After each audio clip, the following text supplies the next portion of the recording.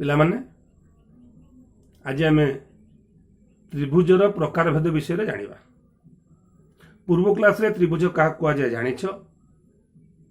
आज आम जानिबा त्रिभुज तो जानिल, त्रिभुजर श्रेणी विभाग बा त्रिभुजर प्रकार भेद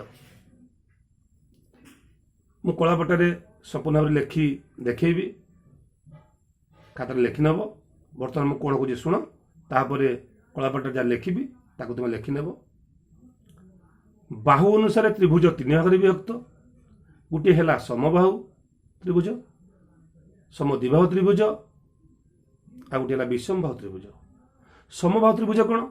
जो त्रिभुजर तीनोटी जाक बाहु समस्त बाहु समान, तीन जाक बाहु समान, से समबाहु त्रिभुज। समद्विबाहु त्रिभुज कौन?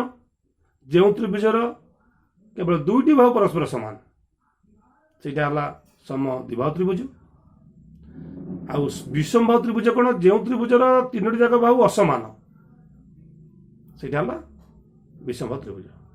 ये गला बाहु अनुसार त्रिभुज तीन भाग विभक्त। या पर आसीगला आम देखा कोण अनुसार त्रिभुज मध्य से तीन भाग विभक्त। कोण अनुसार कौन ना सूक्ष्मकोणी त्रिभुज, समकोणी त्रिभुज, आ गोटे है स्थूलकोणी त्रिभुज। सूक्ष्मकोणी त्रिभुज पुणी कौन? जो त्रिभुजर तीनोटी जाक कोण सूक्ष्मकोण, सूक्ष्मकोण जानिछ आगुरी पढ़ीच 90 डिग्री रु कम और 0 डिग्री बेसी जानिछ, सेटा सूक्ष्मकोणी त्रिभुज। तीनोटी जगह कोण सूक्ष्मकोण थी से भाई समकोण है 90 डिग्री।